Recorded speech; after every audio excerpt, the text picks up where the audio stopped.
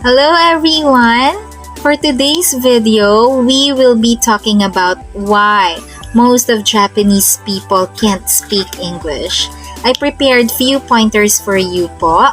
So first, let us talk about the English education in Japan. As we know, Japanese students memorize complex English grammar rules and words for their exam. Some of my students po also are telling me that they have ineffective English education. Although, ang mga Japanese students po ay nag-aaral ng English for about 6 to 10 years, marami pa din po sa kanila ang hindi kayang makipag-communicate even in basic English because they never had the chance to use English as a form of communication.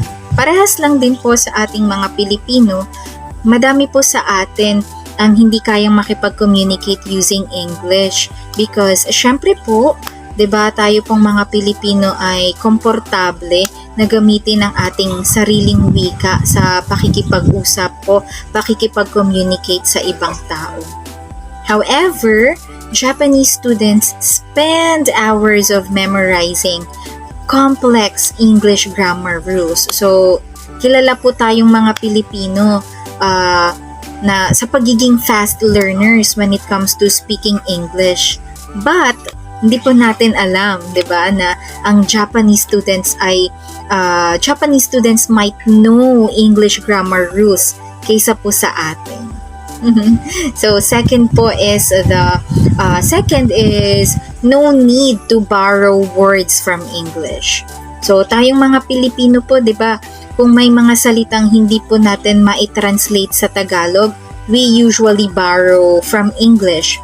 However po, hindi naman po exaggerated na sabihin na ang mga Japanese people ay hindi na kailangang manghiram ng mga salita from English kasi they have enormous Japanese words. They have huge Japanese words. So, meron po silang mga malalawak na salita in Japanese. So, ang English po, 'di ba, para po sa ating mga Pilipino ay importante because it helps us widen our knowledge and to understand more complicated subjects po sa ating schools. So, since most of the specialized books are usually written in English, at kahit na nga po ang mga libro ay translated na into Tagalog, may mga English words pa din po na walang equivalent sa Tagalog words. On the other hand, again, it is not an exaggeration to say that Japanese people can study higher education without English. Kasi nga po, they have enormous Japanese words. They can read almost all specialized books written in or translated into Japanese. Third, chance to communicate in English. So, dito po sa Pilipinas, here in the Philippines, meron po tayong 182 languages.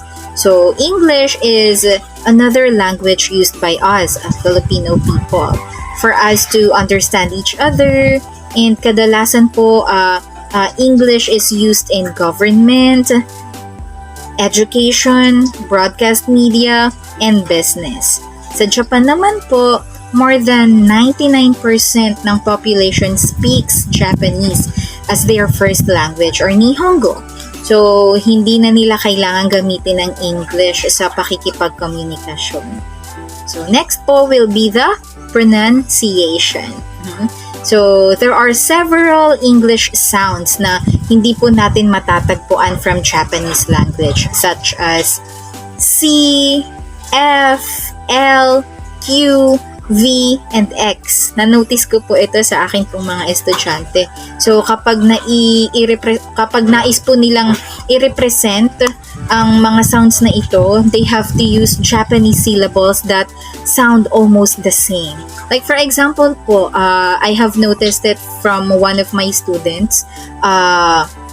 When we were talking about the other country na gusto po nilang puntahan, and he told me France. He wanted to tell me the country France, but he said huransu. Huransu. So, have you noticed the difference from F to letter H? So, pareho po sila ng sound, diba? Almost the same. Japanese, the syllables are almost the same. So, from France to huransu. So, hindi po natin kadalasang nakikita o matatagpuan ang F, ang letter F sa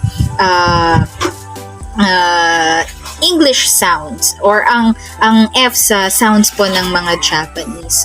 So lastly po ay perfectionism and shyness. So Japanese people hate to commit mistakes. They easily get ashamed po even by making small mistakes. Kahit naman po siguro sino sa atin, takot po tayong magkamali, di po ba? So some of us are afraid of rejections. Personally, me personally, takot po talaga akong ma-reject. And I know for sure that kayo pong nakakapanood po nito ay takot din pong magkamali. We don't like rejections, di ba po? So, go back po sa ating topic. Ang mga Japanese people po ay hate na hate po nila to commit mistakes kahit gaano man pong kaliit yan. You know, speaking foreign language makes them feel too risky. Kahit na ang pagkakamali po kung minsan ay good way to improve our or their speaking abilities. So, many of them have an intense fear of being embarrassed. So, kahit na nga po ang teacher ay nagtatry or nag-encourage to have an open communication, madami pa din po sa kanila are too shy to speak up during the class because they don't want to make mistakes in front of everyone. So, ilan lamang po ito sa mga dahilan kung bakit most of Japanese people can't speak English. So, importanteng maintindihan po natin ang mga ito kung nais po ninyong magturo ng mga Japanese students. So, kailangan po natin i-consider ang ilan po sa mga reasons na ito kung bakit po karamihan po sa mga Japanese people ay nahihirapan na makipag-communicate using English language. So, yun lamang po for today's video. For the next video po, I will be talking about how to teach Japanese children. So, please stay tuned po as I upload the next video. So, yun lamang po. God bless po sa bawat isa at kita-kita po tayo for the next one. Stay safe! Bye!